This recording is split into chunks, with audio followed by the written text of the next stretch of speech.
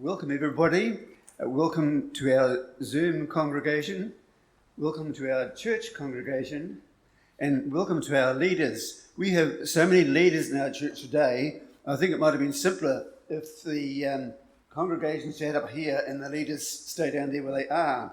But I'll go through who they are. Lyn Farhi, welcome to leading our service. It's quite an unusual one and we're looking forward to it. Welcome to our Zoom host, Ted. Welcome to our pianist, Frank, who is back for the first time after a year or two, I think. We're really looking forward to you taking part. And Lynn has chock-a-blocked the service with music. Welcome to Tess, who is, I think, doing her first stint as the in-church camera person. Great. Welcome to Clay. Clay is, I haven't seen him yet, but he is back in business and amongst other things, we're attending a Zoom meeting of the worship leaders. So quite a lot is going on and it's quite an exciting time. I thought I'd give you a surprise for our candle lighting words. It's about magic. Magic is when a baby drops a toy off its tray and it disappears. Magic is when a cat chases the shadow but can never catch it. Magic is when Galileo rolls a ball down a hill, does some maths and discovers gravity. And candles still look like magic after 5,000 years after they're invented. We now know how they work, but they are still our symbol of hope. Let's say the covenant together. Love is the doctrine of this church. The quest for truth is the sacrament, and service is its prayer. To dwell together in peace, to seek knowledge in freedom, to serve humankind in fellowship, to the end that all souls shall grow in harmony. Thus do we covenant with each other and with our God.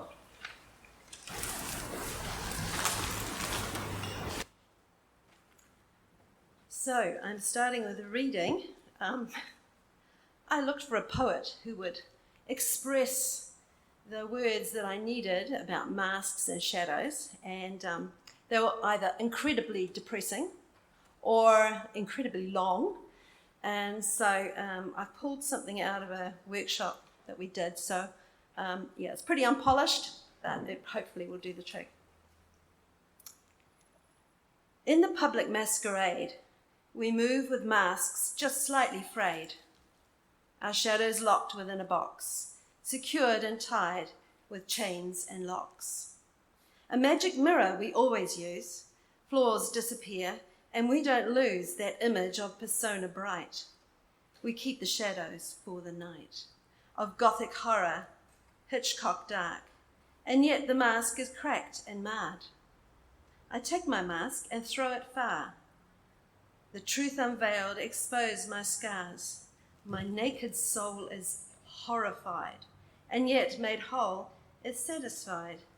Both dark and light, let the truth burn bright. I stand on my mask, ask my shadow to dance.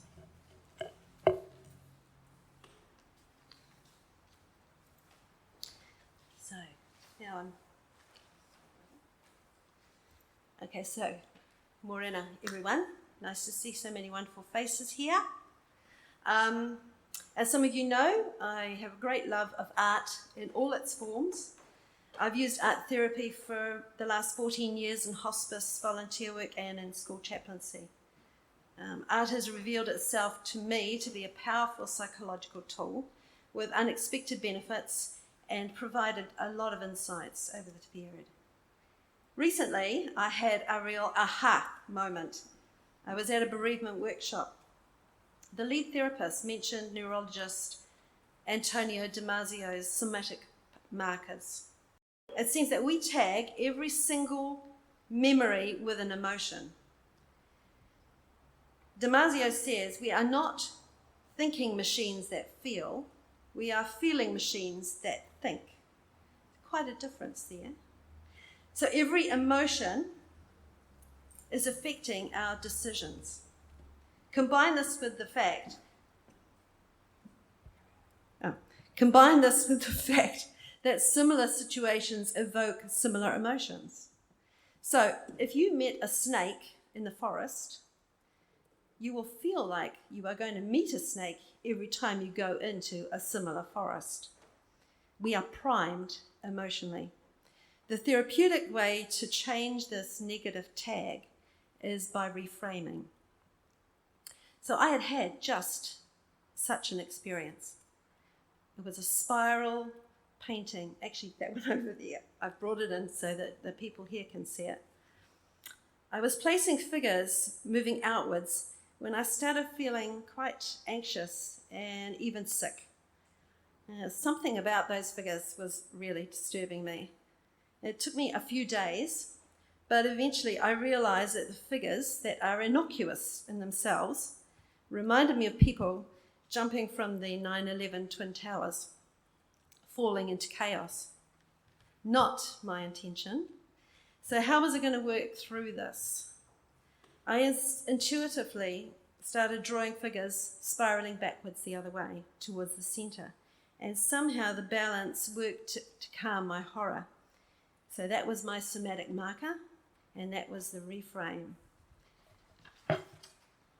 Anyway, back at the workshop, our last exercise was creating two-sided masks. These always remind me of the Roman god Janus, who had two faces. His domain is beginnings, ends, duality, transitions, time, and doorways. One mask side is for the persona we present to the world. So this is my one, okay. That's my persona. Bit scary, okay, but don't worry, they're all symbols. The other side is our inner state, our feelings, the side of us we don't show to other people. So that's my inner side. You can have a closer look later, those who are in the church, and there are photos up on the net. The group was weary when we started, but creating art works like a meditation. It often results in slower breathing patterns and a change in alpha and theta brain waves. On finishing, the same faces were visibly relaxed, with a few chuckles as we gathered to look at the masks. Exterior masks, of course, were laden with flowers, houses, relationships, religious emblems, hearts broken and whole. There was a coffin with a stick figure inside. Then there was this lizard with wonky eyes and patches of colour. And the artist piped up, "Oh, that's me, I'm a chameleon." So we thought that was quite funny. The inner masks had question marks, tears, tombstones, rain clouds, and people bent or broken. A snake slithering out of a dental hygiene advert. There was a cartoon demon, pitchfork in hand. Another, a picture of monks painting the scream. So we moved into discussion. The artists using the scream and the demon said they were surprised how the figures personified their feelings. There was a William Morris vine that twisted amongst tiny figures. The artist said they represented her family members who were suffering from grief. Someone suggested pruning the vine back as a symbol of release. The snake protruding from her mouth related to the artist's tendency to snap at her family in recent months. Summing up, the therapy allowed us to recognise certain figures, so the demon and the scream, as emotions. We could label them as anger, fear, frustration, and we know that labelling emotions immediately lessens their impact. Metaphorical actions done to the painting also allow a reframe. So we can look for solutions in different ways to follow up with those people individually.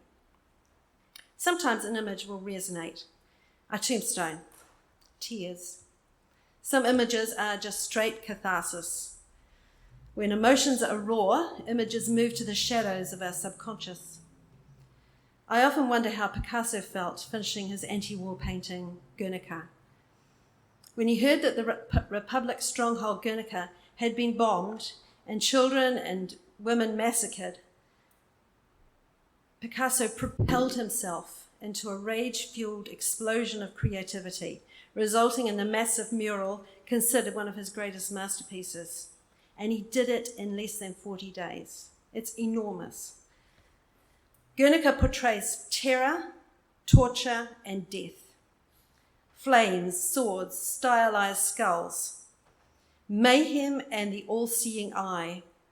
As he worked on this painting, he said, "In Guernica and all my recent artworks, I clearly express my abhorrence of the military caste that has sunk Spain into an ocean of pain and death.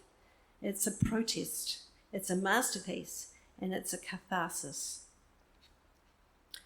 I saw this once with a woman who'd been in a 10-year abusive relationship.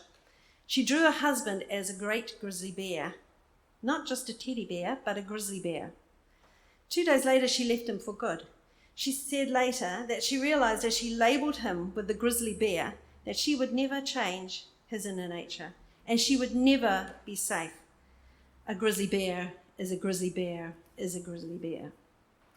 So an artist can open their own eyes and the eyes of others to profound truths. And in our own search for truth and meaning, art exhibitions can be strongly thought-provoking. As Banksy once said of his graffiti, art should comfort the disturbed and disturb the comfortable. I rather like that. But here is the irony. A disproportionate number of well-known artists struggle with mental wellness. Addiction, mood disorders, and narcissism all abound. Go to any art class and you'll find overinflated egos. This became very clear to me as a 20-year-old, and I attended some life classes at AUT. I found myself in a group who thought they were gifts to the whole wide world, bigger than Raphael, brighter than Renoir, stranger than Dali. Someone with a dark sense of humour once suggested, more out of touch than with reality than Van Gogh. Yeah, only he and I laughed about that one. However, the fantasy-driven, cutthroat world of professional art is a perfect fit for self-promotion, manipulation, and entitlement of narcissism. And because self-adulation has its own rewards, very few narcissists undergo therapy. So, many artists choose to ignore the teaching moments of their own creations. I sometimes meet a child who is only acknowledged for achievement. The perfect setup to develop narcissism. They usually come from dysfunctional homes with very rigid roles. The more dysfunctional the home, the more rigid the role. So a drawing might show a child with a crown, another holding a baby, while another child is pilloried for being naughty and another is just not there. So we see the prince, we see the surrogate mother, we see the scapegoat, and we see the nobody child. Ask what the scapegoat has done, and the answer will be, oh, he's just bad. It's incredibly difficult to change these ideas. One boy I worked with had been ejected from home. He wouldn't speak, but we got out the crayons. His outer mask had a scar on one cheek. It was raggedly stitched. There were cuts, bruises, an eye missing, serrated teeth. His inner mask was a tiny stick figure on an island surrounded by an angry sea. Frankly, my heart bled for him. We worked on this image until the authorities arrived. We gave the stick figure clothes, a boat to escape the island. We talked about who would help him on the boat. He mentioned an auntie. In this way, the artwork was actually a key to getting him help. He was under such obvious distress it couldn't be missed. Urgent intervention saw him safe and eventually living with his aunt, which was a far better situation. In art therapy, clients don't have to be good at art. Magazine cutouts, printouts, stencils, etc. They complement the normal art materials. Excuse me. In fact, some therapists prefer to use crayons than normal pens because it means it gets rid of the preciseness of the image. You have to work quickly in an art therapy exercise. Stick figures work perfectly. Draw the situation in the way it feels. Metaphors are often the best. So a person with depression may draw themselves in a rainstorm. To help them refrain, the therapist will ask, how can we make you more comfortable? An umbrella? A raincoat? We grab the scissors, the spare paper and the glue. Can we find shelter? Is the clouds going to clear? If the person draws themselves in a hole, we bring a ladder. With children, fantasy is an easy access, so dead grandparents quite often appear as angels, birds, or stars. We may ask, why has this person returned to you? Draw me a happy time with this person. A child may portray themselves as a fantasy figure, non-binary, or an alien. Borders are completely down. The imagination is free. In self-development work, symbols become much more important. They are also personal. The client themselves must interpret. However, some symbols are universal. Terminal patients often will draw a white dot on a black background, or a black dot on the white. The end. And then rainbows. Rainbows almost always mean hope. So my outer mask has music clefs, plants, Celtic knots, words like universalist, coexist, tolerance, and I've got a Paleolithic Venus there for feminism. My inner mask has words like skeptic, hoarder, perhaps, impatience, a spiral for change, new life, and the dynamics of the universe. An amoeba with a number 1. Yeah, okay, that one is odd. There's a small boy for my animist side. As for fitting in, I am never a round peg in a round hole, or even a square one. I'm definitely octagonal. I never fit.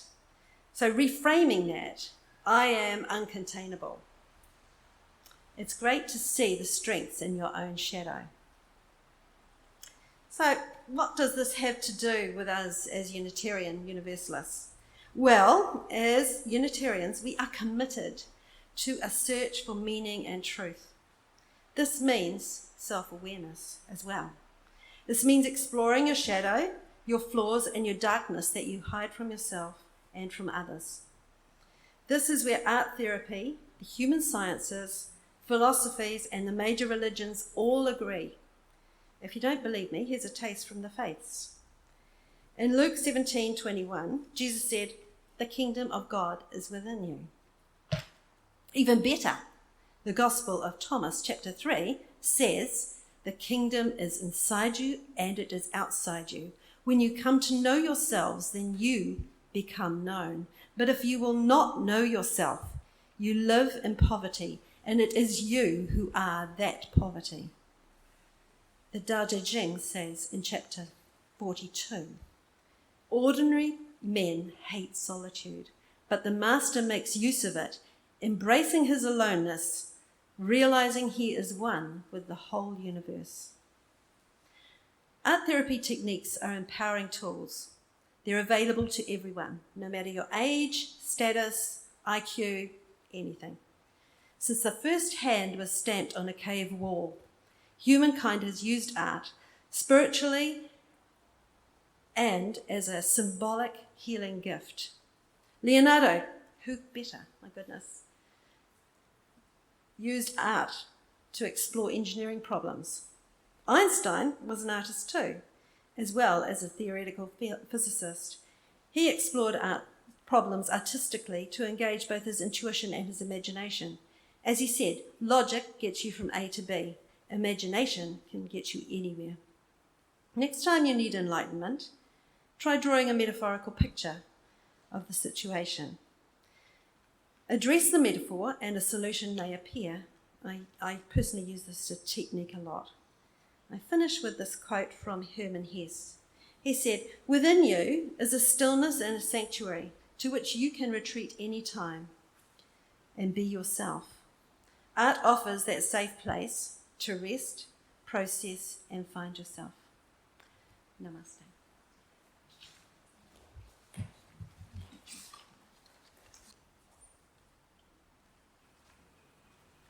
And I've left the candle snuffer in there, but my fingers will do. My fingers do the walk. Let's say together the words for extinguishing the chalice. We extinguish this flame, but not the light of truth, the warmth of community, or the fire of commitment. These we carry in our hearts till we are together.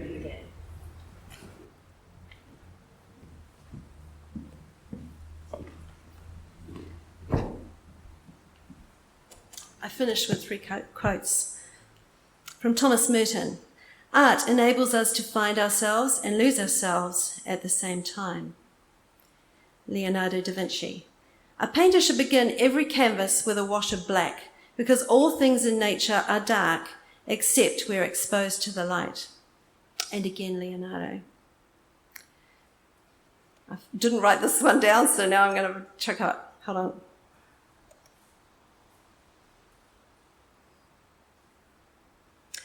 A work of art is never finished.